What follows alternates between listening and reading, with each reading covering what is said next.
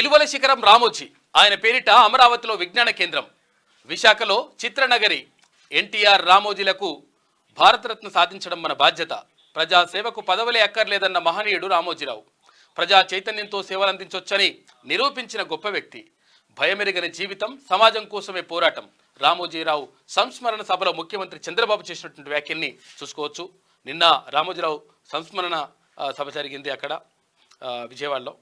విజయవాడలో నిర్వహించిన రామోజీరావు సంస్మరణ సభలో రాజస్థాన్ పత్రికా ఎడిటర్ గులాబ్ కొటారి, హిందూ పూర్వ editor in chief N Ram, CM Chandrababu, ఉప ముఖ్యమంత్రి పవన్ కళ్యాణ్, ఈనాడు ఎండి కిరణ్, మార్గదర్శి ఎండి శైలజా కిరణ్, ఇక Nara Bhuvaneswari, film city MD Vijayeswari తదితరులందరూ కూడా ఈ కార్యక్రమంలో పాల్గొన్నారు.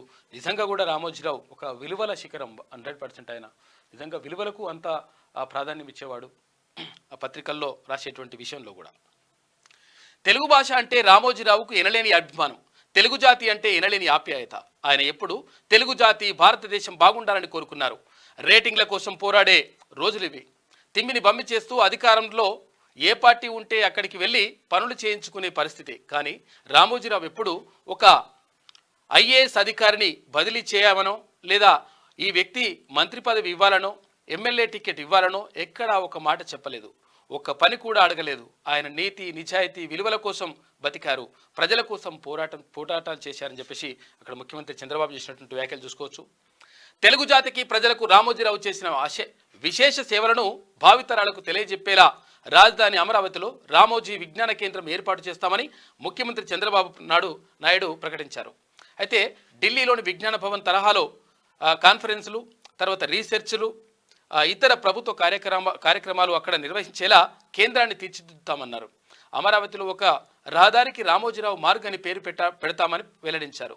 రామోజీరావు తొలిసారి విశాఖపట్నంలో పత్రిక ప్రారంభించారని, ఆయన స్మారకంగా అక్కడ రామోజీ చిత్రనగరి అని పేరు పెట్టి సినిమా చిత్రీకరణలు చేస్తామని ప్రకటించారు. దీనిపై పవన్ కళ్యాణ్తోనూ మాట్లాడతానని చెప్పారు.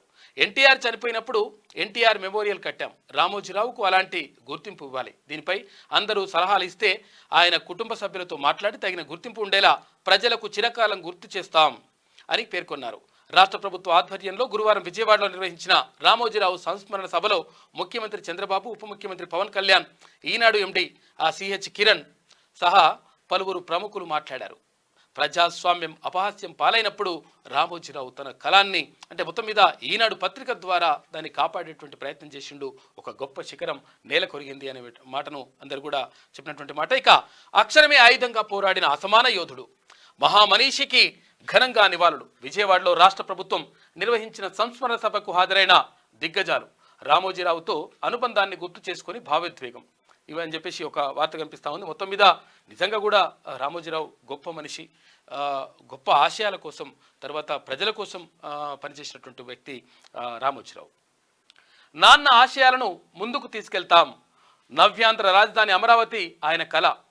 ఆ నగర నిర్మాణానికి 10 కోట్ల రూపాయల విరాళం అని చెప్పేసి ఈనాడు ఎండి సిహెచ్ కిరణ్ అంటా ఉన్నారు. ప్రజా శ్రేయస్సు, ప్రజాస్వామ్య విలువల కోసం జీవితాంతం మా నాన్నగారు రామోజీరావు పరితపించారు.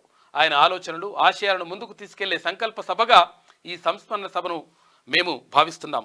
ఆయన నమ్మిన, పాటించిన విలువలను ఇకపై కూడా కొనసాగిస్తామని మా కుటుంబం సభ్యులందరం సభాముఖంగా మాట ఇస్తున్నాం.